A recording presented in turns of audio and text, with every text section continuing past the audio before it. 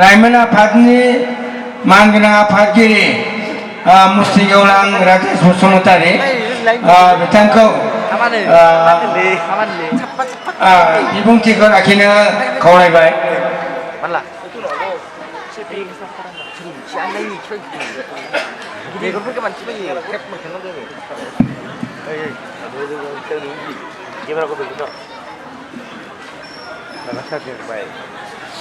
Script fungbai.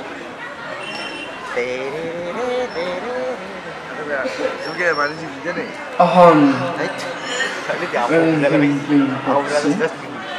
Dohai apa setinggi omong dari berani buat.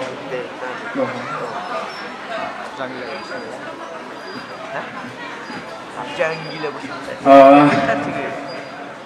Soma berlam zabai. खोनासंनो जिरायनो एसे बोरिं मोनबाय जानांगौ न होमबा हयथ' आङो गेवलां मेल जागायनि एसे सिगाङावनो हाबफैदोंमोन बेनिफ्राय हमोब्ला 4 घन्टासो नोंथांमोना जिरायबाय बे हिसाबै नोंथांमोना आंनिख्रुइ गासिबो बैसोगोरा गोजा बेवहाय जिरायनाय गासिबो नोंथांमोना गाज्रि मोनाब्ला दसे सम सिखारनानै होयोब्ला मोजां जागौमोन गावनि जायगायावनो अननानै जिहेतु नोंथांमोना 4 घन्टा जिरायबाय देहानि थाखायबो एसे रेस्ट नांगौ जायो नङा होमबा थैफ्रा सार्कुलेसन जानो गोनां जायो नङाब्ला जोङो मेलेमनि बानाय देहानि बानाय बेबायदि मोनसे मोनो खुब गोजोननाय थादों अननानै जिरायफिननो थाखाय खावलायबाय साबायखर बावनाय थादों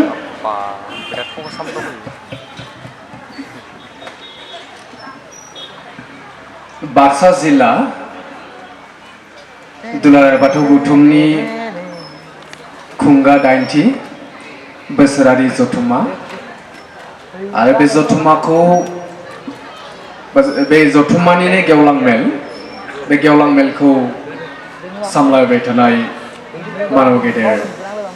गेदेमा बिथां आरो लोगोसे जोंनिनो दुलाराय बाथौ गौथुमनि लाइमोन आफादनिनो बिथाङा दिथागिरि आरो लोगोसे दुलाराय बाथौ गौथुमनि बुंथिगिरि गेदेमा गुनेश्वर स्वर्गियारि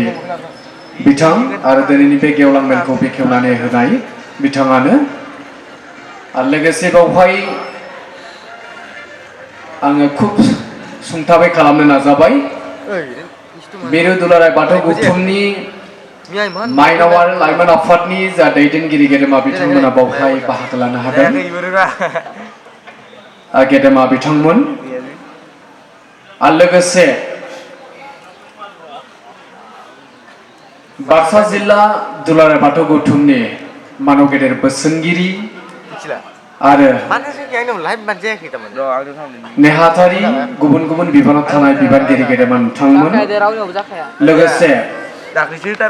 बे जिल्लानिनो गं 12 बियाबनि मानव गेदेर आफादगिरि नेहाथारि लोगोसे बिथांमोननि गुबुन गुबुन बिबाननि बिबानगिरि गेदेमा नोंथांमोन आरो बावहाय थान्दै महरै बाहागो लाफैनो हानाय गासै गेदेमा नोंथांमोन आङो एड्रेसिंखौ खुब सुंथाब खालामबाय आरो बे समाव दौरिफा बिथांमोन बाहागो लादों बिथांमोननिसिमबो दुलाराय बाथौ गौथुम लाइमोन आफादनि जानानै धोरोमारि खुलुमनायखौ बावग्रोबाय लोगोसे आं खुब गोजोननाय मोनबावदों बे मेदाघाट बाथौ आश्रम फरायसालिनिनो फोरोंगिरि गेदेमा बिथांमोननि नाजानायाव हारिमुखौ लाखिनो थाखाय जोंनि हारिखौ सिनायथि होनायनि जि मोनसे हाबाफारि मोसाफुंनाय हाबाफारि लानानै दिन्थिफुंनानै मेहेरगोनां खालामबाय थानायजों लोगोसे हारिखौ थांना थानायाव खुब गिदिर मोनसे अबदान होनाय फरायसा बिथांमोन फोरोंगिरि बिथांमोननिसिमबो धोरोमारि खुलुमनायखौ बावग्रोबाय गारि लांनोबो बोरैबा मोनो जोंहा गेदेमा बिथां गुनेश्वर स्वर्गियारि बिथाङा बुंबाय एसे सिगाङावनो बुंखादों आंनि न'आ सिमेन्ट सापरि धेमाजि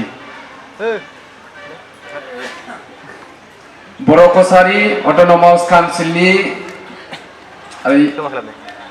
UBPO नि जा गेदेरथार मोनसे सेन्ट्रेलनि मिटिं दङ बावहाय अब्लाबो बे मेलखौ दोनथ'नानैब्लाबो बावहाय नोंथांमोनजों नुजाथि फैदों खुब गोजान सानजा रायजो 47 किल'मिटार 47 किल'मिटारल' थाहैयो जोंनि आसाम बर्डार रेला खारथाहैयो बेनि एसे सिगाङाव आंनिया सिमेन्ट सापरियाव न'आ बर' कसारि अट'नमास काउन्सिलनि जिहेतु जोङो मावख' दङ बे सेरावनो आंनि न'आ साननैसो सिगाङाव गुवाहाटियाव फैदोंमोन बागुरुम्बा मोसानायाव बाहाय हरनै थाबाय गुवाहाटियाव क'क्राझाराव थांबाय हरथाम थाहैबाय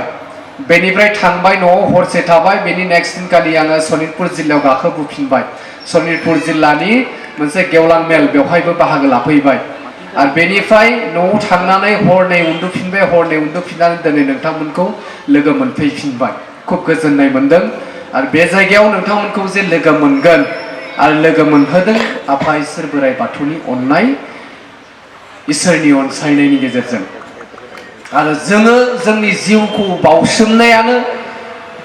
जोंनि जिउखौ बावसोमनो हानायानो जोङो इसोरनि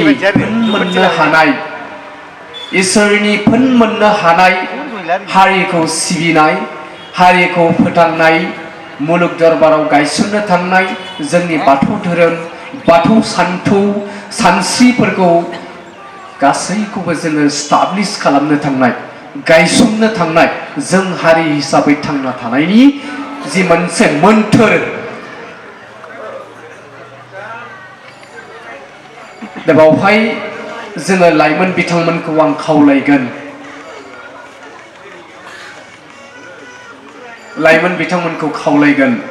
जे जोङो लाइमोन जिउनिफ्रायनो हारि सिबिनायनि बाथ्राखौ जोङो मेलेमाव लानानै जोङो आगान सुरनो थाखाय बेखिनियाव आं मोनसे मोनथिबावनो लुबैदों गिबि जागायनायावनो थाखो 5 निफ्राय थाखो 10 सिम क्लास 5 to 10 सिम बावहाय फरायसाफोर दङब्ला अननानै आखाइ दैखाङोब्ला मोजां जागौमोन साथाम ओंखारदों साबायखर बावदों क्लास 5 to 10 निफ्राय फरायसा बिथांमोन अननानै दान्दिसे जिरायथ'नो हागोन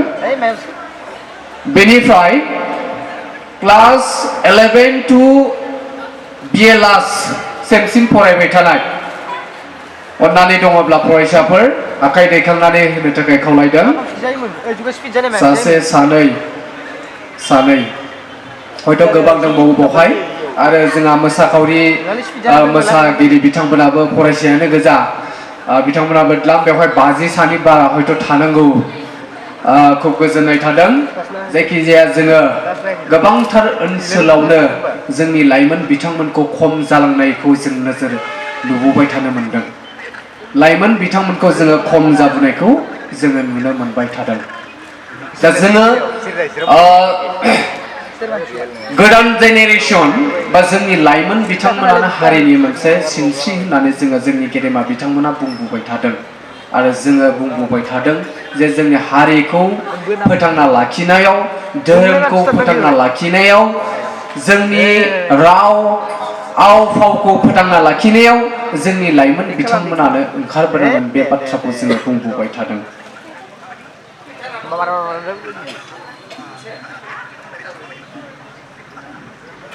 दा बावहाय आङो जिहेतु समाबो खुब गुसुं जाबाय थोंजोङै मोननैसो बाथ्राखौ आं बुंनो सानबाय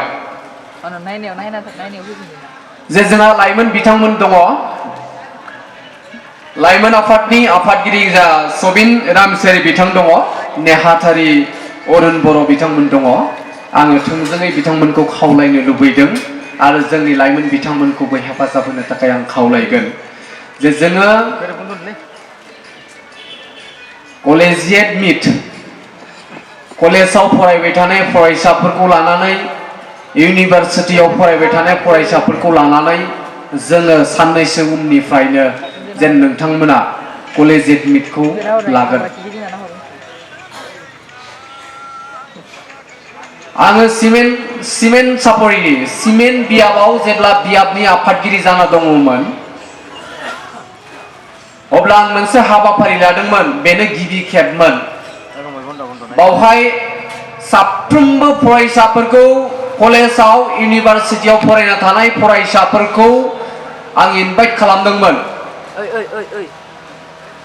साफ्रोमनोबो गांफा गांफा लाइजाम हरनानै जोङो बिथांमोनखौ लिंहरदोंमोन गासै 4 फरायसाफोरखौ लानानै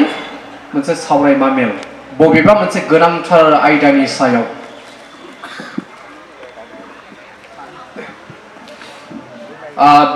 नैफोरबायदि माखासे बिथिंखौ आरो एवारनेस प्रग्राम जोंनि धोरोमारिनि बाथ्रा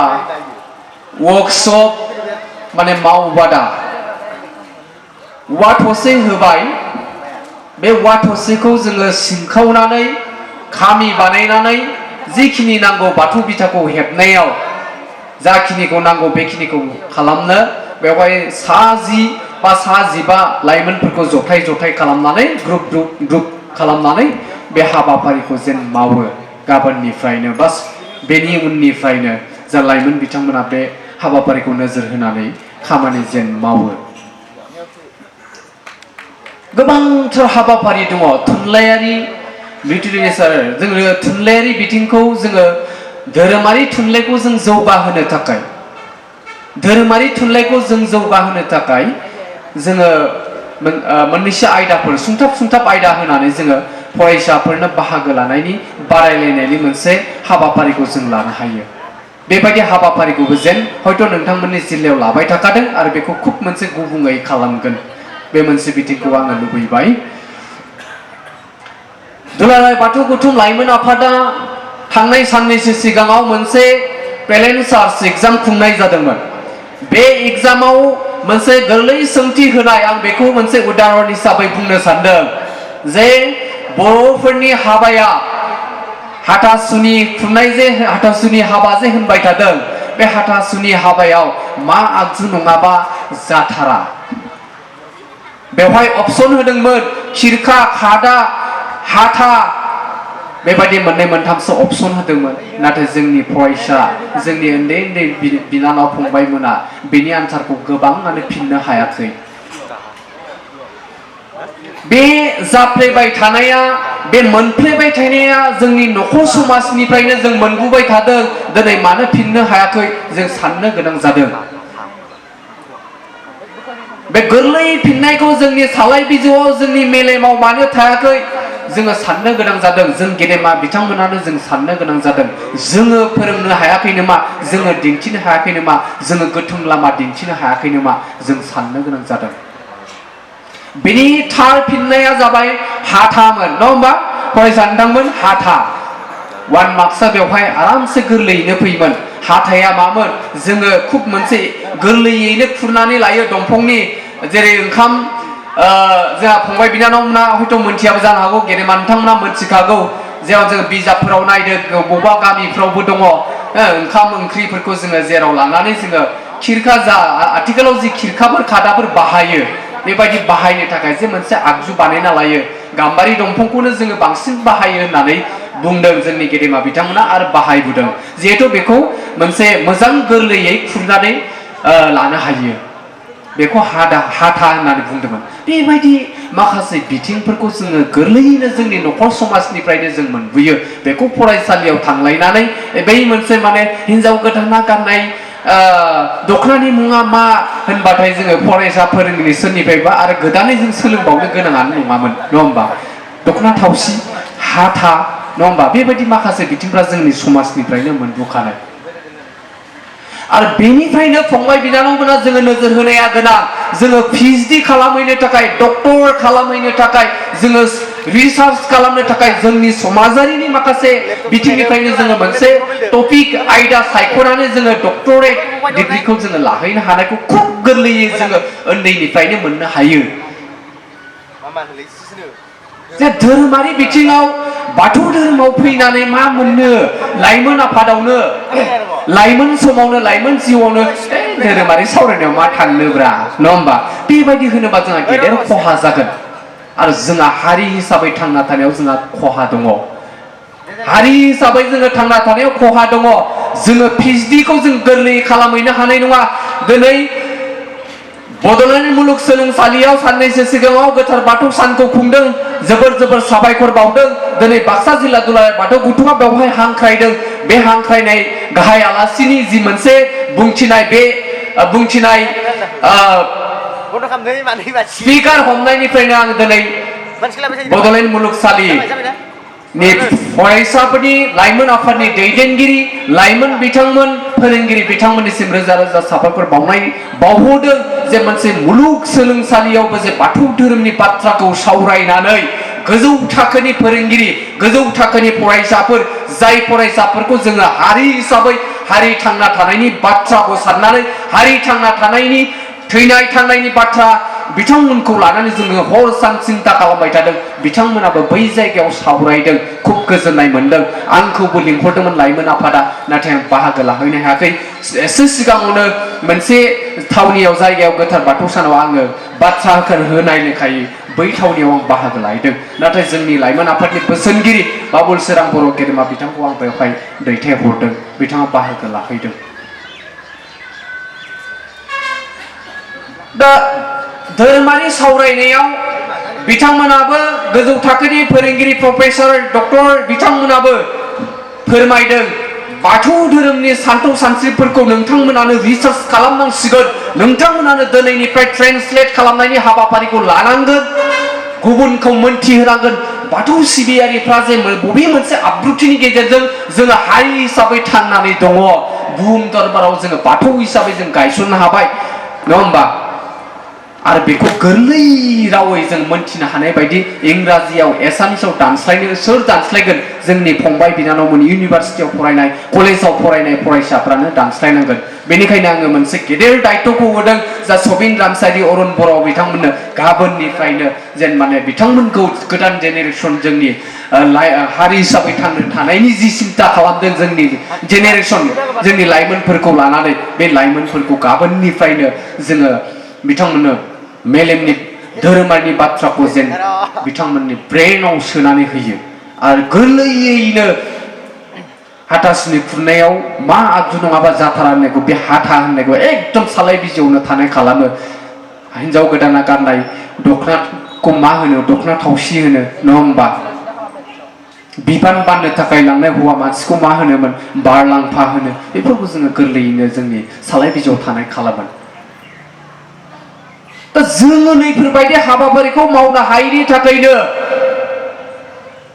सासे फरायसाया फरायै गुबुन जायगायाव थाहैयै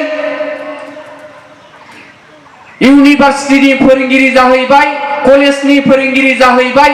सानसे बेलासे जोंनि बाथौ थानसालियाव जोंनि समाजारि बिजोंसालि जायखौ होनदों जोङो जोंनि बाथौ थानसालिया मोनसे समाजारि बिजोंसालि जेरै फरायसालियाव जोङो गाराङा फरायनानै ख फरायनानै जोङो गोबांथार गियानखौ मोननो हायो जोंनि समाजारि गियान सोलोंसालिया जोंना गोथार बाथौ थानसालियानो बेबायदि गोथार बाथौ थानसालियाव बोसोरसेयावबो खनसेबो आगान होफेरै जोंनि बाथौ लाइमोन गेदेमा बिथांमोन दङ लाइमोनफोर दङ आरो गोबांथार जोंनि इन्टेलेक्सुयेलफोर दङ फोरोंगिरिफोर दङ जोंनि बाथौसा बिथांमोन दङ साफ्रोमबो नङा गोबांथार दङ दा जोङो बिदिब्ला जोंनि बाथौ धोरोमखौ गुबुननि खुगायाव सालाय बिजिआव गोरलैयैनो मोनथिनो हानायखौ जों बोरै खालामगोन जोङो गोबां जौगाबाय इन्डियानि सासे प्राइम मिनिस्टारनि सालाय बिजिआव जोङो बाथौ धर्मखौ जोङो बाथौजों लिरनायनि मोनसे खामानिखौ जोङो मावबाय थादों बाथौआ जे मोनसे बिगियानारि साइन्टिफिक धोरोम होननानै जोङो इन्डियानि प्राइम मिनिस्टारखौ जोङो दाख्लै बागुरुम्बा मोसानायावबो जोङो बुंहोनो हाबाय बियो नोंथांमोननि नाजानाय जोंनि नाजानाय सोरनिबा नाजानायजों आरो बेखिनियावनो जे बेखौ बुंदों होननानै जे जोङो गोग्गानानै बिराद मोनसे गेदेर जानांगौ बेबो नङा जोंहा मावनांगौआ जोबाखै गोबांथार खामानि दङ जों गोबांथार खामानि मावनो गोनां दंबावो जोंनि बाथौ धोरोमखौ बाथौआ जे बिगियानजों मोनसे गोथौ सोमोन्दो गोनां बे मोनबा सानथौ बार हा दै दं होनबा बे मोनबा सानथौखौ बेयो मोनसे गुबुंले जायोबा जे जोंहा जिबि हिसाबै थांना थानायाव जोङो गोब्राब जोङो थैसुबलांगोन बुहुमाव माने जोङो थांना थानायनि जिबि हिसाबै थांना थानाया जोङो गोब्राबथार जागोन जोबस्रांलांगोन बेखौ बिगियानगिरिफ्रा मोनदांदों आरो बे मोनदांनाय आरो जों अनसायबाय थानाया जोंनि बाथौ धोरोमाव दङ जोङो कौटि कौटि साबायखर बावदों जोंनि आबै आजौमोना जे बे मोनबा सानथौ गोनां आरो बे मोनबा सानथौ गोनांनि गुदि गाहाय सुप्रिम हाइ पावार गोनां जाय बुजिना सुजिना बोराइ बाथौ नुवाथारि आनान गसाइ अबं गसाइखौ जों सिबिबोदों आरो बे सिबिनायखौ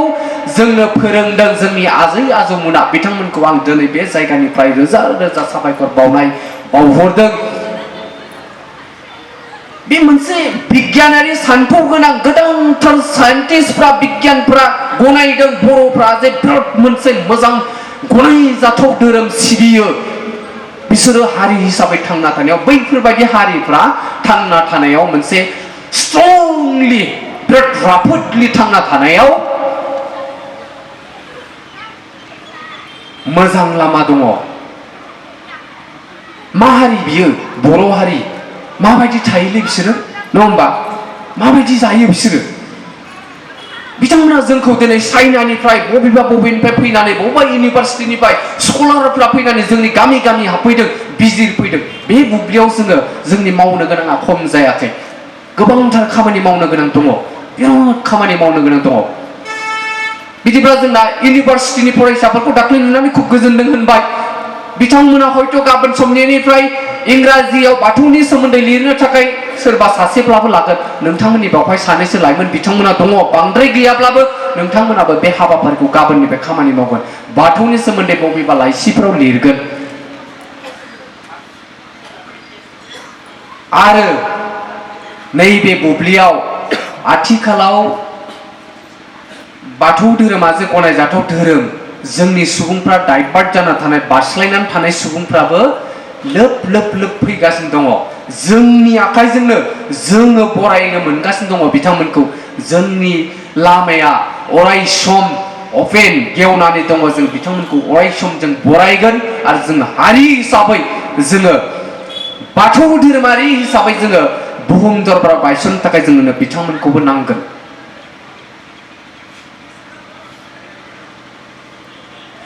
आङो गेजेर गेजेर बुंबोबाय थादों मार्गेरिटायाव जोङो लाइमोन आफादनि जानानै जोङो थांदोंमोन मार्गेरिटा तिनसुकियाखै मोनसे गामियाव हाबैदोंमोन 50 न'खर दङ बेवहाय जोंनि बर' सुबुंफ्रा नाथाय फंसेबो राव रोंलिया गाननाय जोमनाय गासिबो गुबुन हारिनि जाजोब्बाय जोङो नैबे बुब्लियाव जोङो गुबुन जौगानाय हारिजों जुजि जुजि जोङो थांना थानाय जुजि जुजि जोंनि राव हारिमुखौ गायसननाय जुजि जुजि जोंनि बाथौआरि सान्थौफोरखौ जोङो गायसननायनि सिन्था खालामबाय थादों नाथाय दिनैसिमबो सिरि मोनै जोंनिफ्राय बारस्लायलांनाय जे हारिफोर दङ बेफोरखौ नुयोब्ला जों खुब दुखु मोनो बै दिनखालि आं बुंदों जे नोंथांमोना हारि हिसाबै बर' हारि हिसाबै थांनानै थानो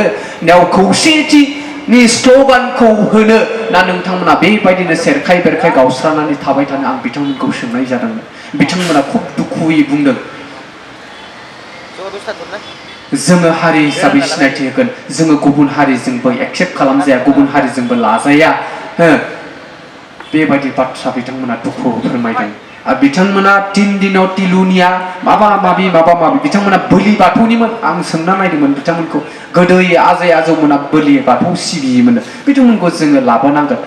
आं बिथांमोनखौ बुंबोदों जे दुलाराय बाथौ गौथुमा मोनसे सेन्सासनि हाबाफारिखौ मावबाय थादों गाबोननिफ्रायनो नोंथांमोनाबो बे सेन्सासनि खामानिखौ मावनांगौ बुहुमाव बेसेबां लाख बाथौ सिबियारि दङ जों दासिमबो बिखाफोर होननानै बुंनो हानाय जायाखै मिरुनि दैदेनगिरिब्लाबो दा बेनिखायनो नोंथांमोनाबो जोंनो बे सेन्सासखौ हरनांगोन 1000सो न'खर बेथिं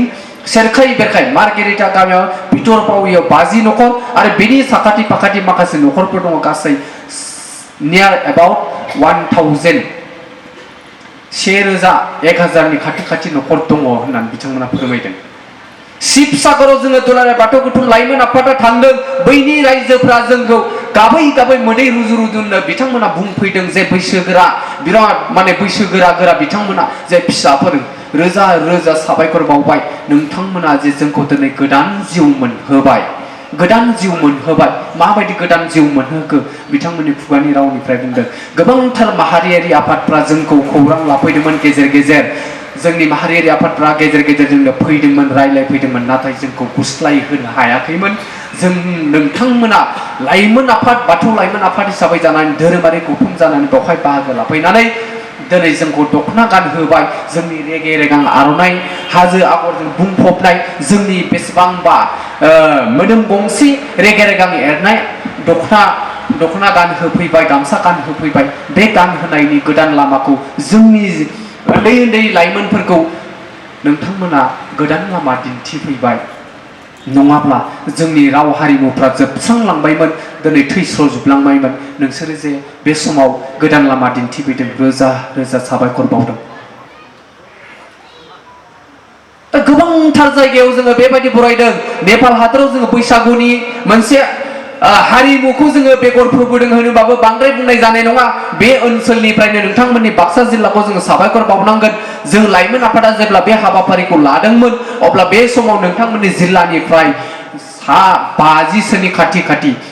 बास गंसे लानानै नोंथांमोना जोंखौ बाहागो लादोंमोन बै जायगायाव बैसागुआ माब्ला मोसायो 2017 ना 16 सनाव बिथांमोना खनसे मोसादोंमोन नेपाल हादोराव बिनिफ्राय बैसागु मोसानाया आसामनिसो बबेबा जायगानिसो होननानै बे जोंनि मोसानाय नङा होननानै बिथांमोना जालदाब जुलदाब दोनदोंमोन 17 सननिफ्राय बेसेबांबा गोबाव समनि उनाव जोङो थांबाय थांनानै बेसेबांबा गोलाव बोसोरनि उनाव जोङो बैसागु मोसानायाबो जोंनि बर' हारिनि आरो बेनि गेजेरजों जे हारिमुखौ जों फोथांना लाखिनो हायो बुहुम दरबाराव जों सिनायथि होनो हायो बै नेपाल बायदि ओनसोलाव जोङो बे बैसागु मोसानाय हाबाफारिखौ जों लाबोदोंमोन आरो जों बिथांमोना बाथौ बिथा गायसननायनि जि मोनसे नेपालनि आरो जोंनि बाथौ गौथुमनि गंनै बाथौ बिथाखौ जों गायसननानै मोननैबो बाथौ बिथानि सोमोन्दै जों मोनथिलायनो नाजादों बै समाव बिथांमोना जोंजों बारा हेफाजाब गैथ'वामोन बेनि उननिफ्राय जोङो मोनसे आयदा खालामबावबाय बैसागु न'खर बैसागु मोसानाय हाबाफारिखौ लाबाय अब्ला बिथांमोननि लाइमोनफ्रा बोराय बैसोगोरा जानाय बिथांमोनाबो लोब फैदोंमोन नोंथांमोननि जायगानि बिथांमोनाबो खोन्थानो हागोन सिख्लाया जायगा थोलायै जाफैदोंमोन नायफैदोंमोन सानैसो लाइमोन बिथांमोना जोंजों मोदोम थाङा मोसाफैदोंमोन खुब गोजोननाय मोनदोंमोन जोङो बै समाव अब्ला जोङो एसे गावखौनो मोनसे हुस फैदोंमोन जे जोङो लाबोनो हाबाय बिथांमोनखौ एसेब्लाबो जोङो मोनसे गोहोमखौ खोख्लैनो हाबाय बै समसिम जों गोजोननाय मोनदों दा बेबायदिनो हारि हिसाबै थांनानै थानोब्ला बाथौ धोरोमा माहारि बोनथुमनायनि थाखाय गोनां गोबांथार सान्थौगिरिफोरा बुंदों बाथौ धोरोमा माहारि बोनथुमनायनि थाखाय गोनां दा मार्गेरिटायाव थानाय नेपालाव थानाय 5000 जोंनि बर' सुबुं मेघालयआव थानाय अरुणाचलाव थानाय नेपालाव थानाय बेंगलाव थानाय बांलादेशआव थानाय जों बर' सुबुंफोरखौ बाथौ धोरोमजोंनो जों बोनथुमनो हागोन नोंथांमोना नाजायोब्ला जों नाजायोब्ला बेयाव हायैनि खुनु खोथा गैया जोंखौ रावबो फोथैनो हानाय नङा आरो जोंनि हारिमुखौ रावबो गेजेन खालामनो हानाय नङा आरो जों हारि हिसाबै थांना थागोन दा जों बे बिथिङाव जोंनि गासैबो दैदेनगिरिफ्रा बाथौसा नोंथांमोना जोङो खामानि मावनांगोन दा धोरोमा माहारि बोनथुमनायनि थाखाय गोनांथार बे मोनसे बिथिंखौ जोङो मेलेमाव लानानै सालाय बिजौ लानानै जोङो बे खामानिखौ मावनांगोन धोरोमा गैला माने जोंनि टटेलि हारिमुआनो जोबस्रांलांगोन आं मैया दाख्लैसो बे गोथार बाथौ सानाव आं जि जायगायाव थांदों बे जायगायाव अरुणाचल हाजो सेराव आरो बेवहाय स्थिर 7 न'खरल' दङ बे खनायाव आरो बिथांमोना बे खनाना मोनसे जायगायावनो अरुणाचल हादाबनि सेरावनो बे गोथार बाथौ सानखौ फालिनाय जादोंमोन बै न'खराव बै ओनसोलाव आरो बेनि खाथि साखाथियै एसे एनै गामि दङ जायराब जिराब बर' गामिफोर बर' राव रोंला बिमा बिफाफोरखौबो खुब नोजोर होबाय आं बिथांमोना हिन्दीसो रायज्लायगासिनो दङ आं नोजोर होगासिनो दङ हिन्दी रायज्लायगासिनो दङ आं होनदों बे शिबसागरनि बाथ्रा बर' राव रोङै बाथ्राफोरखौ जोंनि रावखौ जे बावगारलांनानै माबायदि उनदाहा खालामनांदों बेफोर बाथ्राफोरखौ बुंदों आरो बै दिनखालि आं बुंबोदों बिथांमोनखौ दिनैनि बुब्लियावबो जोंनि गोदान जेनेरेसनफोरखौ जोंनि उन्दै उन्दै हारि हिसाबै थांना थानो हारिनि सिनस्रिफोरखौ लामा आन्दाय होनाङा राव रोङै बख्रा जोंनि बर' रावखौ रोङै दा खालाम आं बे बाथ्राखौ बुंबोदों आरो जोंनि गेजेराव नोंथांमोननि जिल्लाफ्रावबो जुदि बेबायदि जादोंब्ला नैबे बुब्लियावबो जुदि लामा आन्दाय होदोंबा बे गेदेर मोनसे अन्याय एकदम गाज्रि मोनसे हाबाफारि मावनाय जादों जोंनि दैदेनगिरि जोंनि गेदेमा जोङो मानो होनबा गामसा गाननो फोरोङै माने मा हारिनि सासे गिदिर सुथुर आं एखम्बा बुंबोबाय थादों ओंखायनो दा सिख्लाफोरा थायोब्ला बेवहाय लाइमोन बिथांमोना थायोब्ला दुखु मोननो हागौ नङा होमबा गोबां डक्टरेट डिग्री लाबाय गोजौ सोलोंथाइ लाखांनायनि उनावबो जुदि गुबुनावसो बास्लायलाङो जोंना नङा होमबा बिराद खहा दं आं दानि बुंबोदोंमोन जे बोसोरसेयाव खनसेबो आगान हो बिथांमोन बायदियानो जोंखौ माब्लाबा एसे गुबुन बुंनो नागिरो आरो माब्लाबा जों दुखु मोनफ्लाङो आरो बेवहाय दा बैफोरबायदि जोङो गोबांथार जोंनि फोरोंगिरिफोर दङ हयथ' नोंथांमोननि जिल्लायाव हाजार फोरोंगिरिफोर ओंखारगोन आरो बिथांमोनखौनो जोङो हारि समाज दैदेननायनि बिथिंफोरा बिथांमोननावनो गिलिर बिबाना दङ दा बिथांमोनखौबो जोङो खाबु होनांगोन हयथ' जों खाबु होयैखायनोलाय बिथांमोना फैयाखै जानांगौ दा बिथांमोनखौ इन्टेलेक्सुयेल मिट बा टिचार मिट लेभेल लानानै जों फोरोंगिरि मोनसे मेल लानानै धोरोमखौ बिथा खालामनानै बिथांमोनजों गुवारै बाथ्रा सावरायनानै बिथांमोननोबो जोङो समाजनि बिबानखौ दायित्वखौ जों होनो हायो नांगौबा सोरबा सानैसो जोङो रांखान्थियारि धोन गोनां मानसिफोरखौ जों बुंबाय बाथौ थान्दै बावनांगौलै नोंथाङा जोंनो 100 बाथौ थान्दै बावनांगौ बै सोरबा सासेखौबो 500टा बाथौ थान्दैखौ जोङो बुथुमनानै बै फोरोंगिरिफोरनो हयथ' गांसे जोङो मान हिसाबै बावोबा बिथांमोननो गिलिर बिबानखौ बे बिजाबनि गेजेरजों नोंथांमोना दैदेननांगौ जोंखौ होनोब्ला हयथ' बिथांमोनाबो एसेबाबो सोलायगोन होननानै जोंहा फोथायनाय दं आरो इन्टेलेक्सुयेल मिट जों लानो हायो गोबांथार जोंनि गेजेराव मेलेमजिबि बिथांमोन दङ साख्रि मावनायनि अनगायैबो राजनितिगिरि लिडार्सफोर दङ थुनलाइगिरि बिथांमोननो दङ जोङो बिथांमोननोबो आखायाव जोङो दायित्वखौ होनो हायो हयथ' जोङो बे गिलिर बिबानफोरखौ हयथ' होयैखायनो बिथांमोना मावफैयाखैदां फैनो नागिराखैदां दा बेफोरबायदि हाबाफारिखौ जोङो लानो हायो सम दा माइनाव बिथांमोनाबो जोङो बिमा माहारि बिथांमोनाबो जे जोंनि उन्दै जेनेरेसनफोरखौ जोङो दैदेननो थाखाय जोङो मादार मिट लानो हायो बिमा माहारियारि मेल लाफ्लेबाय थानो हायो एवारनेस मिटिं जोङो लाफ्लेबाय थानो हायो बेनि गेजेरजों जोंनि न'खरफोरखौ दैदेननायखौ नोंथांमोना खुब मोजाङै मोनथिखासिगोन सोरबा सासे मोजां दैदेनगिरिफोरखौ लाबोनानै स्कलारफोरखौ लाबोनानै जे बिमा न'खर जिहेथु न'खरखौ दैदेननायाव जोंनि बिमा माहारियानो गाहायै रल लाबाय थायो फिसा फिसौनिफ्राय हमनानै ला गावनि न'खरखौ दैदेननाय बिसि फिसाय गासैखौबो दा बेवहाय जोङो माबायदि रल लागोन बिफाव लागोन बे माखासे बाथ्राफोरखौ जोङो खनले जोङो सावरायफ्लेबाय थायोब्ला एसेब्लाबो गिदिंगोन हयथ' निस्सय नोंथांमोना बे आयदाखौ लानानै सावरायबायबो थाखादों आरो जोङो एखम्बा सावस्रियारि बिथिं जोंनि बिमा माहारिफ्रा जोङो दुरबल जायोबा लोरबां जायोब्ला जोंनि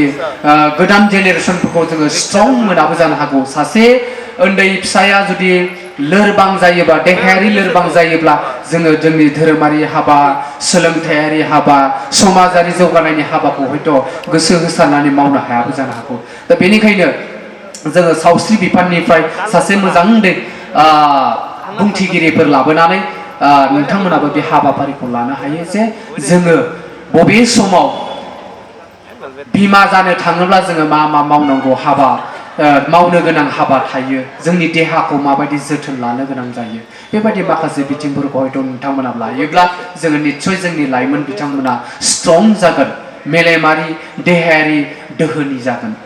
दा बेबायदि जायोबा जोङो खामानि मावनो हागोन आरो एसे सिगाङाव आं बुंबोबाय थादों जोंनाव गोबांथार स्कलार बिथांमोना जोंखौ थन्न बिजिरनो फैदों टन्न टन्न जोंनि गामि गामि नायजिरफैदों दा बे बुब्लियाव जोङो गिबियै मोनजेनो होनोब्ला जोङो जोंनि दौरिफा बिथांमोनखौ जों मोनबोयो दौरिफा बिथांमोनाबो जोंनि बाथौ सान्थौनि सायाव जोङो फरायनांसिगोन फरायगासिनोबो दङ नोंथांमोना सेमिनार लानायनि गेजेरजों सावरायबायबो दंखायो आं मोनथिगौ अब्लाबो जोङो आरो साबसिननिफ्राय हामसिन जोङो माबायदि बिजाब बुथुमनानै जोङो फरायनानै जोंनि सान्थौनि फारसे गोरलैयैनो खोन्थानो हागोन बे मोनसे बिथिंखौ नोंथांमोनाबो नोजोर होनानै जेन खामानि मावगोन बे बिथिंखौ जोङो लायोब्लानो साफ्रोमबो जुदि बेबायदि हाबाफारिखौ जोङो मोनफा मोनफा रुजुनलायनानै लायोब्लानो जोङो गोरलै जागोन बाथौ धोरोमा मुलुग दरबाराव जोङो गायसननो हागोन आरो बेनि सान्थौ सानस्रिखौ जोङो स्टाब्लिस खालामनो हागोन गोलावथार जाबाय आङो फोजोबनो लाबाय एकदम सुंथाबैनो फोजोबसै गुसुङैसो खालामनो सानदोंमोन गोलाव लावबाय बाथ्राफ्रा ओंखारबाय थायो बे समाव दुलाराय बाथौ गौथुम बाक्सा जिल्ला बे जिल्लाया दिनैनि बे बुंथिनायनि एसे खाबुखौ होबाय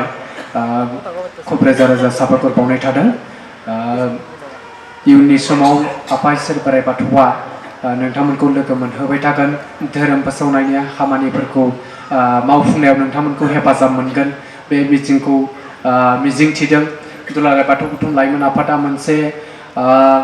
बिराद गेदेर मोनसे इन्टारनेशनेल सेमिनार जों खुंनो नाजाबाय थादों जोंबो हायाखै नोंथांमोना हेफाजाब होथारनांगोन जुदि जोङो खुंनो थाखाय साखाफारा जाहैनो हायो दिल्लीयाव जोङो मोनसे इन्टारनेशनेल सेमिनार जों खुंनो नाजाबाय थादों आरो बेवहाय गेट टुगेदार बांलादेशनि नेपालनि वेस्ट बेंगलनि आसामनि बबेबा त्रिपुरानि बबेबा मोनसे अरुणाचलनि बै सुबुंफोर सेरखाय बेरखाय थानाय सुबुंफोरजों जोङो माबायदि थाङोब्ला जोङो हारि हिसाबै थांना थानो हागोन जों खौसेथिनि स्ल'गानखौ जों अराय सम लाखिबाय थानो हागोन गोरा खालामनो हागोन धोरोमनिया हारि बोनथुमनायनि लामा बे बिथिंखौ जोङो बे स्ल'गाननि गेजेरजों बे मोन्थोरनि गेजेरजों जों हान्थिनो नाजाबाय थादों नाथाय जोंबो हाफुङाखै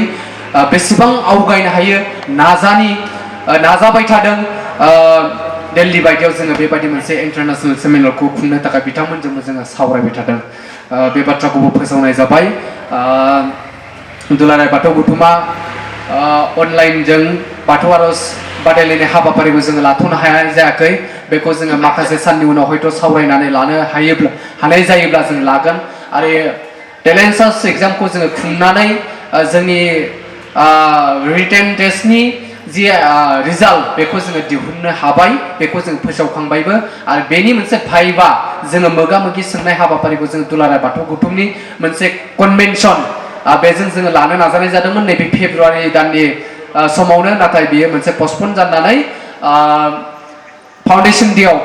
लांनाय जाबाय दा जोङो नायनि फाउन्डेसन डेआवनो जोङो खुंनो नाजानाय जादों नाथाय एसे गोलाव सम जाहैसिगोन दा बेनि एसे सिगां जोङो थाबैनो खुंनो हागोन जोङो बेखौ नाजानि बे समाव आङो नोंथांमोनखौ उननि समाव लोगो मोनगोन मिजिंथिबाय गासैनिसिमबो रोजा रोजा साबायखर बावना आं बेखिनियावनो फोजोबबाय गोजोन्थों